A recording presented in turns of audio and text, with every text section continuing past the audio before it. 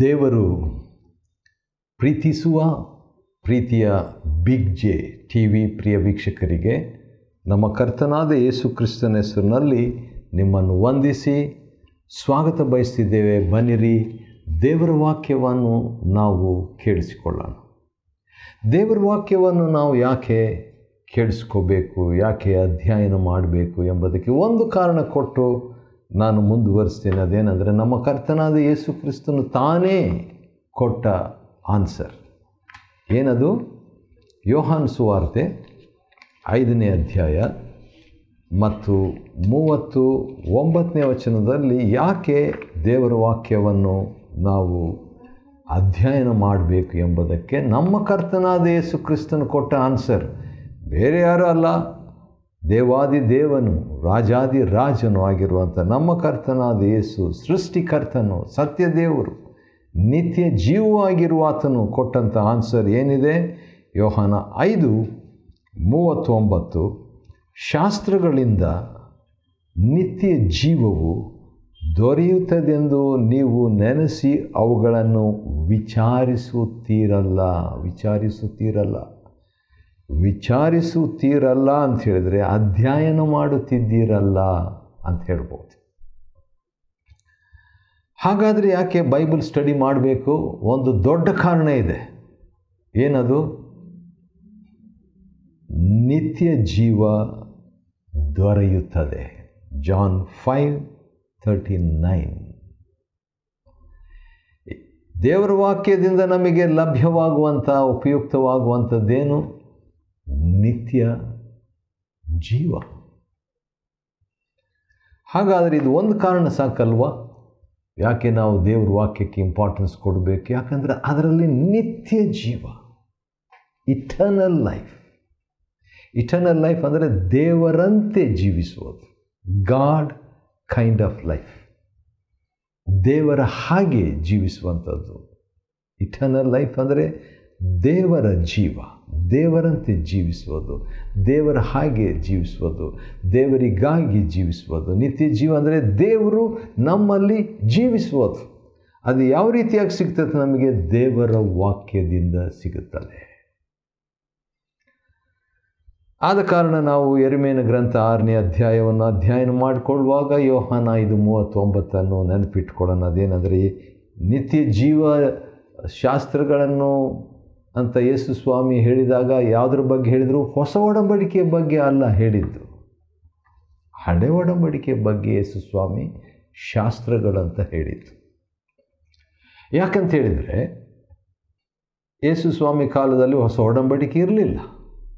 ಆದ ಕಾರಣ ಯೇಸು ಸ್ವಾಮಿ ಉಪಯೋಗ ಮಾಡಿದಂಥ ಬೈಬಲ್ ಯಾವುದಂದರೆ ಹಳೆ ಒಡಂಬಡಿಕೆ.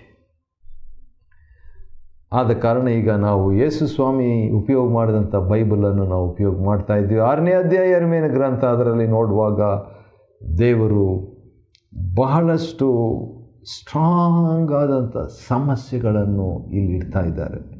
ಈಗ ಉದಾಹರಣೆಗೆ ನಾನು ಬೇಗ ಹೇಳ್ತೀನಿ ನೋಡ್ರಿ. 1ನೇ ವಚನ 6ನೇ ಅಧ್ಯಾಯ ಯೆರೆಮೀಯ 1, ಅತಿನಾಶಕ. 2ನೇದು ವಿಪತ್ತು. 3ನೇದು 4ನೇ ವಚನ ವಿರುದ್ಧ, ನುಗ್ಗುವ. 4ನೇ ವಚನ ಅಯ್ಯೋ. ಇವೆಲ್ಲ ನೆಗೆಟಿವ್ಗಳನ್ನು ನಾನು ಮುಂದೆ ಇಡ್ತೀನಿ ಫಸ್ಟು. ಆನಂತರ ಹಾಳು ಮಾಡೋಣ, 5ನೇ ವಚನ ಕೊನೆ ಭಾಗ. ಇವೆಲ್ಲ ಪ್ರಾಬ್ಲಮ್ಸ್, ನೆಗೆಟಿವ್. ಇನ್ನೂ ಕೂಡ ನೆಗೆಟಿವ್ ಇದೆ ನೋಡ್ರಿ. 7ನೇ ವಚನ ಬಲಾತ್ಕಾರ. ಇನ್ನೊಂದು ನೆಗೆಟಿವ್ ರೋಗಗಳು, 7ನೇ ವಚನ ರಣಗಳು. 8ನೇ ವಚನ ನಾಶ. ಇವೆಲ್ಲ ನೆಗೆಟಿವ್. ದೇವರು ಬರೀ ನೆಗೆಟಿವ್ ಮಾತ್ರ ಮಾಡದೆ ಅದರಲ್ಲಿ ಪರಿಹಾರ ಕೂಡ ಹೇಳ್ತಾನೆ. ಸರಿ, ಇಷ್ಟೆಲ್ಲ ಸಮಸ್ಯೆಗಳಿರುವಾಗ ಏನು ಪರಿಹಾರ? 8ನೇ ವಚನದ 2ನೇ ಭಾಗ. ಅಥವಾ 8ನೇ ವಚನ ಓದಿಕೊಡೋಣ ಪೂರ್ಣವಾಗಿ. ಯೆರೂಸಲೇಮೇ, ನಾನು ನಿನ್ನನ್ನು ಅಗಲಿ, ಅಂದರೆ ನಿನ್ನನ್ನು ಬಿಟ್ಟು ನಾಶಪಡಿಸಿ ನಿವಾಸಿಗಳಿಲ್ಲದ ದೇಶವನ್ನಾಗಿ ಮಾಡದಂತೆ ಶಿಕ್ಷಣವನ್ನು ಹೊಂದು. ಇಲ್ಲಿ ದೇವರು ಏನು ಹೇಳ್ತಿದ್ದಾರೆ ದೇವ ಜನರಿಗೆ ಅಂದರೆ, ನಿಮ್ಮನ್ನು ನೆಗೆಟಿವ್ ಮಾಡದೆ ನೀವು ಪಾಸಿಟಿವ್ ಆಗ್ರಿ. ನಿಮ್ಮನ್ನು ನಾನು ನಾಶ ಮಾಡಬಾರ್ದಂದರೆ ನೀವೇನು ಮಾಡಬೇಕು? ಡಿಸಿಪ್ಲಿನ್ ತಗೊಳ್ರಿ, ಟ್ರೈನಿಂಗ್ ತಗೊಳ್ರಿ, ಶಿಕ್ಷಣವನ್ನು ಹೊಂದಿರಿ. ವಾವ್! ನೋಡ್ರಿ, ದೇವರು ತನ್ನ ಜನರನ್ನು ನಾಶ ಮಾಡಲಿಕ್ಕೆ ಇಷ್ಟಪಡಲ್ಲ, ತೀರ್ಪು ಮಾಡಲಿಕ್ಕೆ ಇಷ್ಟಪಡಲ್ಲ. ಆದರೆ ಜನರು ದೇವರಿಗೆ ವಿರುದ್ಧವಾಗಿ ನಡ್ಕೊಂಡಾಗ ದೇವರು ತನ್ನ ಕೆಲಸವನ್ನು ಮಾಡಲೇಬೇಕಾಗ್ತದೆ, ಅಥವಾ ತನ್ನ ಕರ್ತವ್ಯವನ್ನು ಮಾಡಲೇಬೇಕಾಗ್ತದೆ, ಅಥವಾ ಇನ್ನೂ ಹೇಳಬೇಕಾದ್ರೆ ತನ್ನ ಸ್ವಭಾವ ಅದಕ್ಕೆ ವಿರುದ್ಧವಾಗಿ ಆತನಿರಲಿಕ್ಕೆ ಆಗೋದಿಲ್ಲ. 10ನೇ ವಚನದ ಕೊನೆ ಭಾಗದಲ್ಲಿ ಈ ರೀತಿಯಾಗಿದೆ. ಅದೇನಂತ ಹೇಳಿದ್ರೆ, ಅಯ್ಯೋ, ಯೆಹೋವನ ಮಾತು ಅವರಿಗೆ ತಿರಸ್ಕಾರ, ಅದರಲ್ಲಿ ಅವರಿಗೆ ಆನಂದವೇ ಇಲ್ಲ. ಹಾಗಾದರೆ ದೇವರು ಇಷ್ಟಪಡುವಂಥದ್ದು ಏನಂದರೆ, ದೇವರ ವಾಕ್ಯದಲ್ಲಿ ನಾವು ಆನಂದ ಪಡಬೇಕು. Wow! God expects God's people to be joyful in His word. ದೇವರ ವಾಕ್ಯ ಓದುವಾಗ ನನ್ನ ಸ್ನೇಹಿತರೊಬ್ಬರು ಬೆಂಗಳೂರಿನಲ್ಲಿದ್ದಾರೆ. ಅವರು ಹೇಳುವಂಥ ಮಾತು ನನಗೆ ನೆನಪಿಗೆ ಬರ್ತಿದ್ದೆ. ಅವ್ರು ಏನು ಹೇಳ್ತಿದ್ರು, whenever you read a Bible, either you should weep or laugh. Bible ಓದಿದರೆ ಒಂದು ನೀನು ಅಳಬೇಕು, ಇಲ್ಲದಿದ್ದರೆ ನಗಬೇಕು ಎಂಬುದಾಗಿ ಹೇಳ್ತಾರೆ. ಯಾಕೆ ಅಳಬೇಕು? ಯಾಕಂತೇಳಿದರೆ ದೇವರು ಮನವರಿಕೆಯನ್ನು ಉಂಟು ಮಾಡ್ತಾರೆ, ಪಶ್ಚಾತ್ತಾಪವನ್ನು ಉಂಟು ಮಾಡ್ತಾರೆ. ಆದ್ದರಿಂದ ನಾವು ಅಳಬೇಕು. ಇನ್ನೊಂದು ಕಾರಣ ಯಾಕೆ ಅಳಬೇಕು? ಇಷ್ಟು ಪಾಪಿಯಾಗಿದ್ದರೂ ದೇವರು ನನ್ನನ್ನು ಪ್ರೀತಿಸ್ತಾ ಇದ್ದಾನಲ್ಲ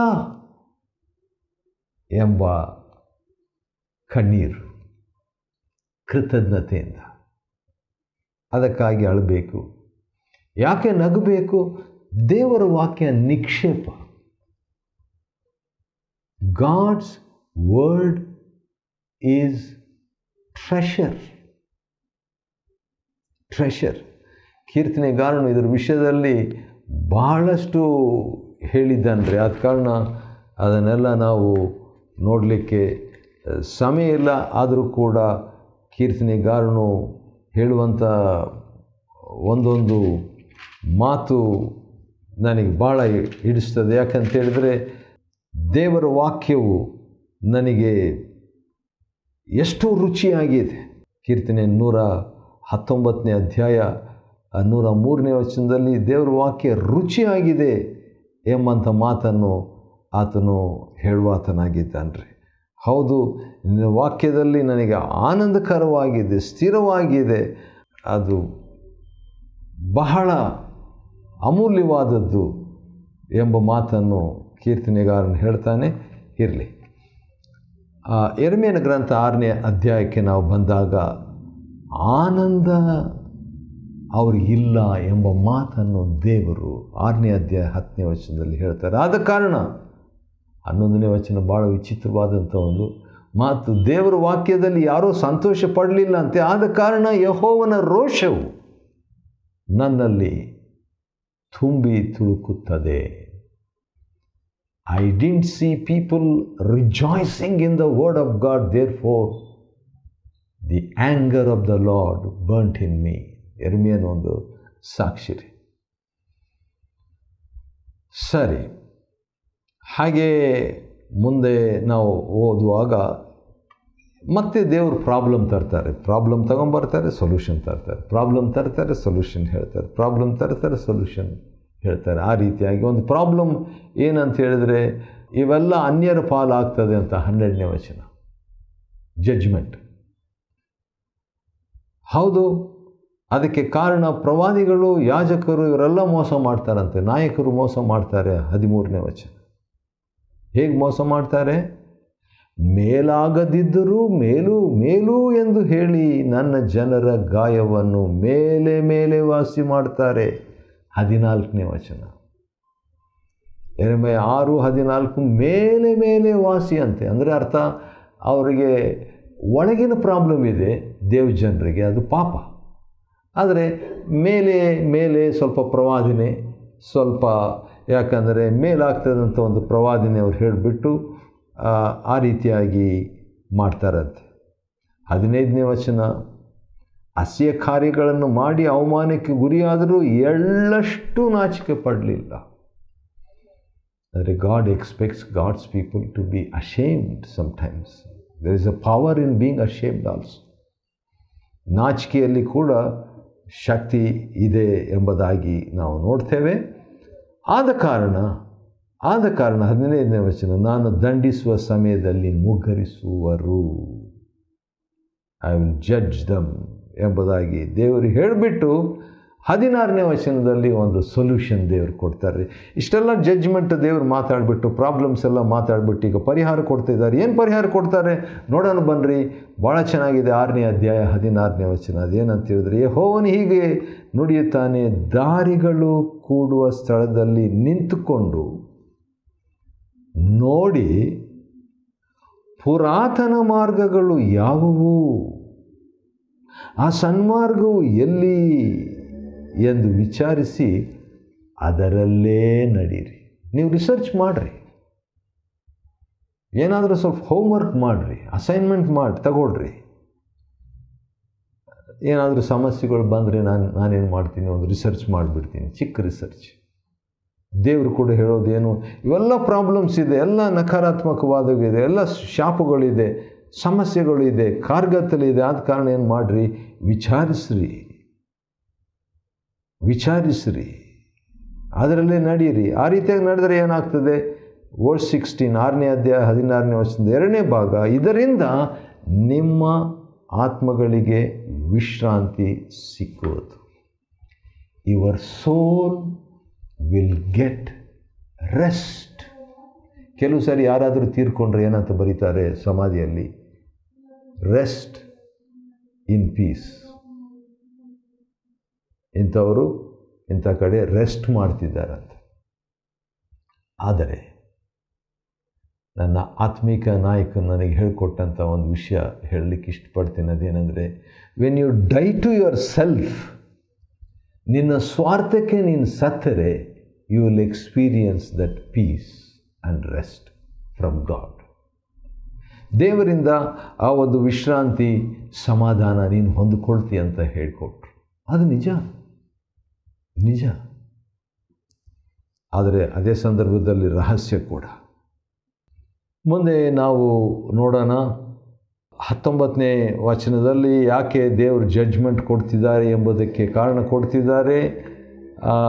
ನನ್ನ ಮಾತುಗಳನ್ನು ಈ ಜನರು ಕೇಳದೆ ಧರ್ಮ ಬೋಧನೆಯನ್ನು ಅಸಡ್ಡೆ ಮಾಡಿದ್ರಿಂದ, because my people have rejected my word and therefore I have judge them ಎಂಬುದಾಗಿ ಹೇಳ್ತಾರೆ. ಆದರೂ ಕೂಡ ಒಂದು ಧಾರ್ಮಿಕ ಹೋಮ ಅರ್ಪಿಸೋದು ಅಂಥದ್ದೆಲ್ಲ ಅವ್ರು ಮಾಡ್ತಾಯಿದ್ರು.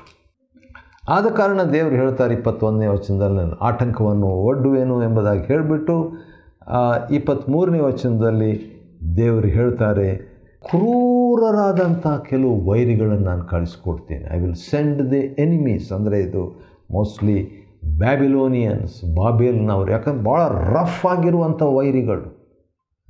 ಅವರು ತನ್ನ ಜನರ ಮೇಲೆ ಬರಲಿಕ್ಕೆ ದೇವರು ಅಲೋ ಮಾಡ್ತಾನೆ. ಯಾಕೆ ದೇವರು ತನ್ನ ಜನರ ಮೇಲೆ ಅವ್ರು ಬರಲಿಕ್ಕೆ ಅಲೋ ಮಾಡಿದರು ಅಂತ ಹೇಳಿದರೆ, ಜನರು ದೇವರ ವಾಕ್ಯ ಪ್ರಕಾರ ದೇವರನ್ನು ಮೆಚ್ಚದೆ, ದೇವರನ್ನು ಮೆಚ್ಚಿಸದೆ, ದೇವರು ಪತಿಯಾಗಿದ್ದರೂ ಕೂಡ ಆತನನ್ನು ಬಿಟ್ಟು ಅವರು ದೇವರ ಮಾರ್ಗದಲ್ಲಿ ನಡೆಯದೆ ಹೋದ್ದರಿಂದ ದೇವರಿಗೆ ಇಷ್ಟ ಇಲ್ಲದ ಆ ಒಂದು ಶಿಸ್ತನ್ನು ದೇವರು ಕೊಡಬೇಕಾಯಿತು. ಆ ರೀತಿಯಾಗಿ ಹೇಳಿದ ಮೇಲೆ ಕೂಡ ಈ ಪ್ರಾಬ್ಲಮ್ ಇದೆ. 25ನೇ ವಚನ, ಊರು ಹೊರಗೆ ಹೋಗಬೇಡ್ರಿ. ನನಗೆ ಭಾಳ ಆಶ್ಚರ್ಯವನ್ನು ಉಂಟು ಮಾಡುವಂಥ ಒಂದು ಸಂಗತಿ ಏನಂದರೆ, ದೇವರು ಒಂದು ಕಡೆ ನೋಡಿದರೆ ತನ್ನ ಜನರು ದೇವರಿಗೆ ವಿರುದ್ಧವಾಗಿದ್ದಾರೆ. ಈಗ ಅವ್ರನ್ನ ದಂಡಿಸಬೇಕಲ್ಲ, ಅವ್ರನ್ನ ದಂಡಿಸಬೇಕು ಅಂತ ಹೇಳ್ಬಿಟ್ಟು ದೇವರು ಈಗ ವೈರಿಯನ್ನು ಅವ್ರ ಮೇಲೆ ಬರಮಾಡ್ತಿದ್ದಾರೆ. ಪರ್ಮಿಷನ್ ಕೊಟ್ಬಿಟ್ಟಿದ್ದಾರೆ. ಈಗ ವೈರಿ ಬರ್ತಾ ಇರುವಾಗ, ಬರೋದಕ್ಕೆ ಮುಂಚಿತವಾಗಿ ದೇವರೇನು ಹೇಳ್ತಾರೆ, ನೀವೇನು ಮಾಡಿರಿ, ಊರು ಹೊರಗೆ ಹೋಗಬೇಡ್ರಿ, ಯಾಕಂದ್ರೆ ವೈರಿ ಇರ್ತಾನೆ. ಆ ನಂತರ ದಾರಿಯಲ್ಲಿ ನಡಿಬೇಡ್ರಿ, ಯಾಕಂದರೆ ಅಲ್ಲಿ ವೈರಿ ನಿಮ್ಮನ್ನು ಕೊಂದುಬಿಡ್ತಾರೆ. ಯಾರು ಕಳಿಸಿದ್ದು ವೈರಿನ? ದೇವರೇ. ಯಾಕೆ ಕಳಿಸಿದ್ರು? ಯಾಕಂದರೆ ಜನರು ದೇವರಿಗೆ ಅವಿಧೇಯರಾದರು.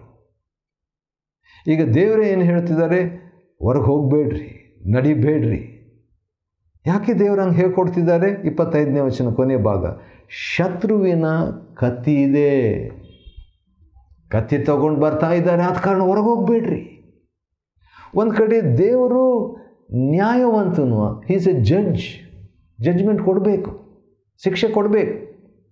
ಇನ್ನೊಂದು ಕಡೆ is also A father, saviour,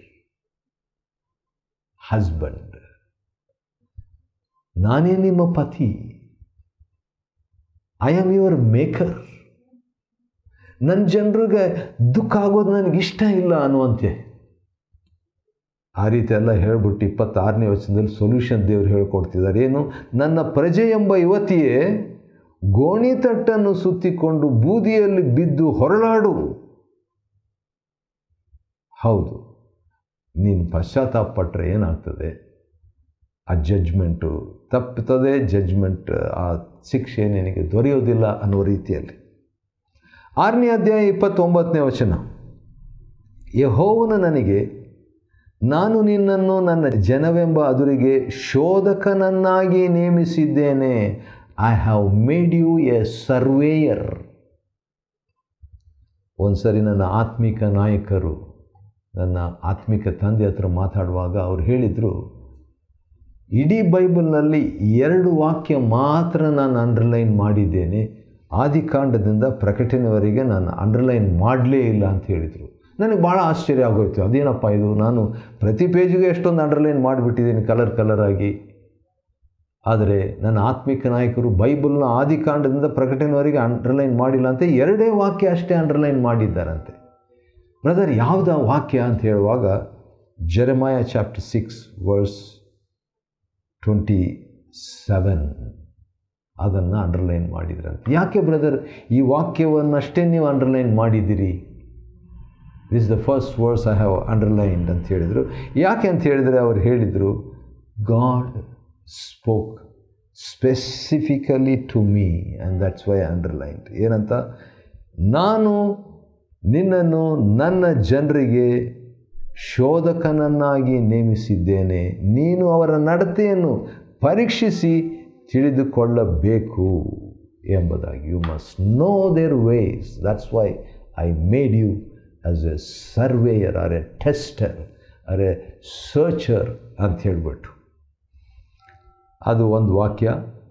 ಅವ್ರ ಹತ್ರ ದೇವರು ಮಾತಾಡಿದ್ರಂತೆ. ಹೌದು, ಅದೇ ರೀತಿಯಾಗಿ ಅವ್ರು ನಡ್ಕೊಂಡು ಅನೇಕ ಸಾರಿ ನಮಗೆ ಸಹಾಯವನ್ನು ಮಾಡಿದರು. ಅದು ಯೆರೆಮೀಯನು ಕೂಡ ಆ ರೀತಿಯಾಗಿರುವಂತೆ ದೇವರು ಸಹಾಯ ಮಾಡಿದರು. ನಾವು ಕೂಡ ಅದೇ ರೀತಿಯಾಗಿ ನಾವು ಜವಾಬ್ದಾರಿಕೆಯಲ್ಲಿ ಇರಬೇಕು. ಆ ರೀತಿಯಾಗಿರುವಂತೆ ದೇವರು ನಮ್ಗೆ ಸಹಾಯ ಮಾಡಲಿ. ಯೆರೆಮೀಯನ ಗ್ರಂಥ 6ನೇ ಅಧ್ಯಾಯವನ್ನು ಅಧ್ಯಯನ ಮಾಡಿಕೊಳ್ಳುವಂತೆ ದೇವರು ಕೊಟ್ಟ ಕೃಪೆಗಾಗಿ ಆತನಿಗೆ ಸ್ತೋತ್ರವಾಗಲಿ. ದೇವರು ನಿಮ್ಮನ್ನು ಆಶೀರ್ವದಿಸಲಿ.